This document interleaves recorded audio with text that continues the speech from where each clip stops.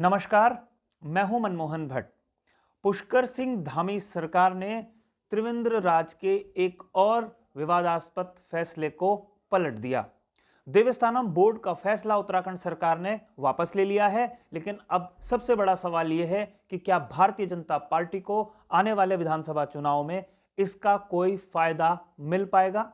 यह एक यक्ष प्रश्न है और इसका जवाब तो हो सकता है परिणाम जिस दिन आ रहे होंगे उसी दिन पता चलेगा। लेकिन यहां पर हम आपको बताएंगे कि कैसे कैसे नेताओं ने इस बिल के समर्थन में अपने तर्क दिए थे और कैसे अब तमाम नेताओं के सुर बदल रहे हैं और अब वो किस दिशा में बात कर रहे हैं। लेकिन आप सभी दर्शकों से अनुरोध, अगर आपने अभी तक इस चैनल को सब्सक्राइब नहीं किया है तो इस चैनल को सब्सक्राइब आप जरूर कर लीजिए। पुष्कर सिंह धामी ने त्रिवेंद्र राज का एक महत्वपूर्ण फैसला पलट दिया। त्रिवेंद्र रावत जिस फैसले को लेकर अड़े हुए थे, उस फैसले को मुख्यमंत्री पुष्कर सिंह धामी ने बदल दिया। पुष्कर सिंह धामी के ऊपर अगला विधानसभा चुनाव जिताने की बड़ी जिम्मेदारी है, इसलिए वो हर कदम फूंक फूंक कर रखना चाहते हैं और शायद यही सोचकर उन्होंने देवस्थानम बोर्ड पर सबसे पहले 15 अगस्त को एक उच्च स्तरीय समिति का गठन किया था। उस उच्च स्तरीय समिति की सिफारिशें मुख्यमंत्री को प्राप्त हो गई थी। उसके बाद एक 2 सदस्यीय मंत्रिमंडल की उपसमिति बनाई गई। उस समिति की भी सिफारिशों के बाद अध्ययन किया गया और आखिरकार देवस्थानम बोर्ड के फैसले को भंग करना पड़ा। सभी से बात करिए, सभी के सुझाव आए हैं, सभी के विचार आए हैं और इसके साथ साथ मनोहर कांत ध्यानी जी ने जो हमने उनके स्तर पर एक उच्च स्तरीय समिति बनाई थी, उस कमेटी ने भी अपनी रिपोर्ट हमको दे दी है। हमने सारे विचारों पर, सारे पहलुओं पर सारा विचार करते हुए हमारी सरकार ने निर्णय लिया है कि हम इस अधिनियम को वापस ले रहे हैं।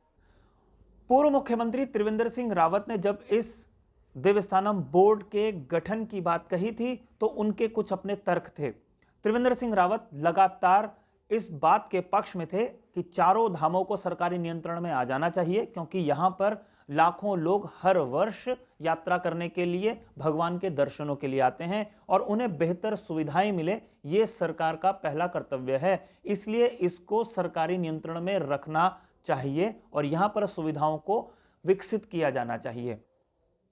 त्रिवेंद्र सिंह रावत का कहना था कि तीर्थ यात्रियों के साथ साथ यहां पर स्थानीय निवासियों को भी अनेक सुविधाएं इस बोर्ड के गठन से मिलेंगी। उन्होंने कई बार साईं ट्रस्ट का, वैष्णो देवी ट्रस्ट का, अमरनाथ श्राइन बोर्ड का और साथ साथ तिरुपति बोर्ड का भी जिक्र किया, लेकिन उनकी बात शायद तमाम लोगों को समझ में नहीं आई, इसीलिए उनका विरोध लगातार होता रहा। कि चारधाम देवस्थानम बोर्ड हम आने वाली भविष्य की जो हमारी आवश्यकताएं हैं, व्यवस्थाओं से संबंधित हों, इंफ्रास्ट्रक्चर से संबंधित हों, देवस्थानों के संरक्षण की दृष्टि से हो, उनके डेवलपमेंट की दृष्टि से हो, यात्रियों की सुविधा की दृष्टि से हो, इसलिए ये बोर्ड बनाया जा रहा है। ये बहुत मुश्किल दौर था उत्तराखंड सरकार के लिए जब देवस्थानम बोर्ड को लेकर उनकी ही पार्टी के एक वरिष्ठ नेता सुब्रमण्यम स्वामी नैनीताल हाई कोर्ट चले गए। एक याचिका उन्होंने वहां पर दाखिल की। हालांकि कोर्ट में सरकार अपना पक्ष मजबूती से रखने में कामयाब रही और सुब्रमण्यम स्वामी को मुंह की खानी पड़ी। राज्य सरकार को नैनीताल हाई कोर्ट ने एक राहत तो दी, लेकिन तीर्थ पुरोहित विरोध प्रदर्शन करते हुए सरकार को लगातार परेशान करते रहे। लेकिन अब जब सरकार ने इस बोर्ड को भंग करने का फैसला कर लिया है तो सुनिए प्रदेश अध्यक्ष मदन कौशिक क्या कहते हैं। अब वो कहीं ना कहीं, मैंने पहले ही कहा था कि वो जो बिना सोच समझ के इस प्रकार का एक वातावरण बनाने की कोशिश हो रही है, इसका लाभ उन्हें नहीं मिलने वाला। तो आज मैं सभी पंडों को, सभी जो उनके वहाँ काम करने वाले अन्य प्रकार के कर्मचारी हैं, वहाँ अन्य प्रकार के जो उनके हक हकूकधारी थे, उन सबको बधाई और शुभकामनाएं देता हूँ कि आपकी भावना के अनुरूप सरकार ने ये निर्णय लिया है और हम पूरी तरीके से आपकी उस भावना के साथ खड़े हैं। लोकतंत्र में कोई भी फैसला अंतिम नहीं होता और जनता की भावनाओं के अनुरूप ही फैसले लिए जाते हैं। इस तर्क के आधार पर उत्तराखंड सरकार ने यह फैसला वापस ले लिया। अब बीजेपी के नेता धर्म संकट में है कि आखिर जिस बोर्ड के बनने को वो प्रचारित कर रहे थे, उसके समर्थन में तर्क दे रहे थे, अब उसके विरोध में किस तरीके से तर्क दिए जाएं, या जब वो खारिज हो गया है तो कैसे तीर्थ पुरोहितों के समर्थन में वो बात करें, क्योंकि इन तीर्थ पुरोहितों की बातों को, इनकी मांगों को कई बार सिरे से खारिज किया जाता रहा था। पंडा समाज, हकूकदारी और जो तीर्थ पुरोहित है उनके मन के अंदर जो शंकाएं थी, उन शंकाओं को आज माननीय मुख्यमंत्री ने दूर किया है, देवस्थान बोर्ड को भंग किया है। मैं इस निर्णय का स्वागत करता हूं। और भारतीय जनता पार्टी की सरकार है, जिस सरकार में लोकतंत्र में जनता के बीच में अगर किसी विधेयक के खिलाफ कोई संदेह उत्पन्न होता है तो उसको केंद्र के मोदी जी ने कृषि कानून को वापस लिया और यहाँ देवस्थान बोर्ड का कानून लिया है। ये केवल भारतीय जनता पार्टी सरकार में होता है। मैं माननीय मुख्यमंत्री का आभार व्यक्त करता हूँ। देवस्थानम बोर्ड पहले तो सिर्फ जनता का मुद्दा था, लेकिन जैसे जैसे चुनाव की तारीखें नजदीक आने लगी वैसे वैसे ये एक राजनीतिक मुद्दा बन गया।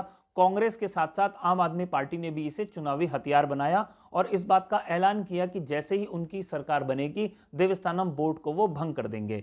इससे बीजेपी के ऊपर दबाव बना और अब जब बीजेपी ने फैसला वापस ले लिया देवस्थानम बोर्ड को बनाए रखने का, तो पूर्व मुख्यमंत्री हरीश रावत ने साफ शब्दों में कहा है कि सरकार ने चुनाव में हार के डर से इस फैसले को लिया है। वो जानते हैं कि अगला चुनाव बीजेपी के पक्ष में नहीं है, इसलिए सरकार को मजबूरन ये फैसला करना पड़ा। हरीश रावत की बातें अपनी जगह, लेकिन तमाम तीर्थ पुरोहितों से अब एक सवाल पूछा जाना चाहिए कि आखिर वो किस तरीके से देश विदेश से आने वाले लाखों श्रद्धालुओं के लिए बेहतर सुविधाएं विकसित कर सकते हैं। और एक बड़ा सवाल अभी भी बना हुआ है कि क्या तीर्थ पुरोहितों की नाराजगी अब बीजेपी सरकार से दूर हो गई है और चुनाव में क्या वो बीजेपी सरकार के पक्ष में ही खड़े होते हुए नजर आएंगे? ये देखने वाली बात होगी। आने वाले दिनों में होगा क्या, इस पर तो कुछ कहा नहीं जा सकता। कौन किस पाले में खड़ा है इसका पता तो तभी चल पाएगा जब मार्च के महीने में चुनाव परिणाम आ रहे होंगे। साथियों, आज की इस रिपोर्ट में फिलहाल इतना ही। अगली रिपोर्ट में आपसे एक बार फिर मुलाकात होगी, लेकिन आपसे अनुरोध, अगर आपने अभी तक इस चैनल को सब्सक्राइब नहीं किया है तो इस चैनल को सब्सक्राइब आप जरूर कर लीजिए। और अगर आपको ये रिपोर्ट पसंद आई हो तो इसे लाइक कीजिए, इसे शेयर कीजिए और अपने मित्रों को भी भेजिए।